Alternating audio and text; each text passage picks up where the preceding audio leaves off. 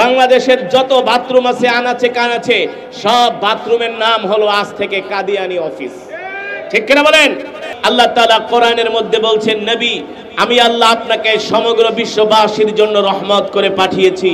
ওই কাদিয়ানিরা আমার নবীকে শেষ নবী মানে না, ওরা গোলাম আহমদ কাদিয়ানিকে শেষ নবী মানে।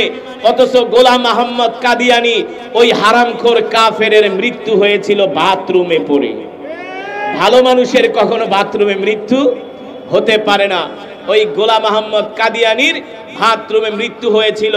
এই জন্য আমরা মাদ্রাসার ছাত্ররা বাথরুমের নাম দিয়েছি কাদিয়ানি অফিস। ঠিক কিনা বলেন? বাংলাদেশের যত বাথরুম আছে আনাচে কানাচে সব বাথরুমের নাম হলো আজ থেকে কাদিয়ানি অফিস। ঠিক কিনা বলেন? অথচ আল্লাহ রাব্বুল আলামিন কোরআনুল কারীমের মধ্যে বলছেন, মা কানা মুহাম্মাদুন আবা আহাদিম মির রিজালিকুম ওয়ালাকিন রাসূলুল্লাহি ওয়া খাতামান নাবিয়্যিন। ওগো নবী আমি আল্লাহ আপনাকে শেষ নবী করে দুনিয়াতে পাঠিয়েছি। আপনার পরে এই পৃথিবীতে আর কোন নবীর আগমন হবে না। ঠিক কিনা বলেন? আল্লাহ রাসূল বলেছেন, আনা খাতামুন নাবিয়্যিন লা নাবিয়্যা বাদি। এই পৃথিবীর জমিনে আমার পরে আর কোন নবীর আগমন হবে না। আল্লাহ তাআলা এই দুনিয়ার জমিনে আমাকে প্রেরণ করে খতমে নবুয়তের দরজার মধ্যে তালা মেরে দিয়েছে। ঠিক কিনা বলেন? আল্লাহর নবীর পরে যেই নবী দাবি করবে সে হলো কাফের। তাকে যারা নবী মানবে না সেও কাফের। ঠিক কিনা বলেন? তাকে যারা নবী মানবে সেও কাফের। তাকে যারা আশ্রয় প্রশ্রয় দিবে, তাকে যারা সমর্থন করবে তারাও কাফের। কারণ কাদিয়ানি এমন একজন শয়তান, সারা পৃথিবীর কোটি কোটি মুসলমানকে কাদিয়ানি ধোঁকা দিতেছে। ঠিক কিনা বলে? এই কাদিয়ানি গোলাম আহমদ হলো একটা ভণ্ড প্রতারক। সে মানুষদেরকে ধ্বংস করছে, সে মানুষের ঈমান ধ্বংস করছে। নেক সুরতে মানুষদেরকে ধোঁকা দিয়া আজকে কাফের বানানো হচ্ছে সূক্ষ্মভাবে। অথচ বাংলাদেশে অনেক আন্দোলন হয়, অনেক দাবি দাওয়া তোলা হয়, কই একমাত্র আলেম সমাজ ছাড়া কাদিয়ানীদের বিরুদ্ধে কেউ কথা বলে না। ঠিক কিনা বলেন? অথচ 12ই রবিউল আউয়ালে জিলাপি খাওয়ার মানুষের অভাব, মিষ্টি খাওয়ার মানুষের অভাব হয় না। বড় বড় জশ্নে জুলুস করে, বড় বড় আন্দোলন করে। ওই সমস্ত আন্দোলনকারীদের আমরা আজ কোনোদিন আর এই পর্যন্ত কোনোদিন আমরা রাজপথে তাদেরকে দেখি নাই। ঠিক কিনা বলেন? এই কারণে আমাদের প্রাণের দাবি হলো, আমাদের প্রাণের দাবি হলে এখন বাংলাদেশের সবচেয়ে বড় সমস্যা হলো কাদিয়ানি সমস্যা।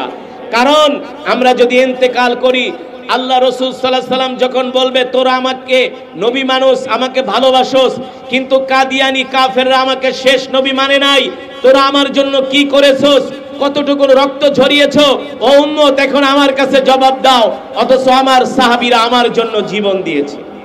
ঠিক কেন বলেন? আল্লাহ রাসূল বলবে কি বলবে না? সেই সময় আমরা হাসরের ময়দানে আল্লাহ রাসূলকে মুখ দেখাতে পারবো না। এই কারণে যেমন করে 5ই আগস্টে বাংলাদেশের ছাত্র জনতা আন্দোলন করে এদেশ থেকে স্বৈরাচারের পতন ঘটিয়েছে, এখন যারা স্বৈরাচার চলে গেছে, এখন আমরা মনে করি যারা ক্ষমতায় আসছে তারা খুব ভালো, কিন্তু তারাও যদি কাদিয়ানীদের বিরুদ্ধে গড়িমসি করে তাদেরও অবস্থা একই হবে। ঠিক কিনা বলেন? হবে কি হবে না? এদেশের তাওহীদি জনগণ, তাওহীদি মুসলমান এবার দেখতে চায় এই বৈষম্য বিরোধী যেহেতু আন্দোলন হয়েছে, এই বাংলাদেশের কোটি কোটি মানুষের সাথে বৈষম্য করবে, এটা বাংলাদেশের জনগণ মেনে নিবে। এই কারণে আমাদের প্রাণের দাবি হলো ওমা আরসালনাকা ইল্লা রাহমাতাল লিল আলামিন। আল্লাহ তাআলা যেই নবীকে সমগ্র বিশ্ববাসীর জন্য রহমত করে পাঠিয়েছেন, সেই নবীকে যদি শেষ নবী না মানে তাহলে তাদের বাংলাদেশে মুসলমানের পরিচয় থাকার কোনো অধিকার নাই। মুসলমানের পরিচয়ে থাকার কোনো অধিকার নাই। কাদিয়ানীরা বাংলাদেশে কাদিয়ানি পরিচয়ে থাকবে। ওদের উপাসনালয়ের মধ্যে তারা মসজিদ লিখতে পারবে না, তারা লিখবে এটা কাদিয়ানি উপাসনালয়। ঠিক কিনা বলেন? এই কারণে আসুন আমরা যার যার জায়গা থেকে এই কাদিয়ানীদেরকে অমুসলিম ঘোষণা করার জন্য প্রয়োজনে আমরা অর্থ দিব, প্রয়োজনে আমরা সময় দিব, প্রয়োজনে আমরা আমাদের জীবনটা আল্লাহর রাস্তায় আল্লাহ রাসূলের মহব্বতে বিলিয়ে দিব। ঠিক কিনা বলেন? এই আশায় প্রত্যাশা ব্যক্ত করে আমি আমার সংক্ষিপ্ত আলোচনা এখানেই শেষ করছি। ইনশাআল্লাহ আবার দেখা হবে কাদিয়ানি বিরোধী যে কোনো রণাঙ্গনে। ঠিক কিনা বলেন? আল্লাহ তাআলা আমাদের সকলকে সুস্থ রাখুক, ভালো রাখুক, এই আশায় প্রত্যাশা কামনা করি।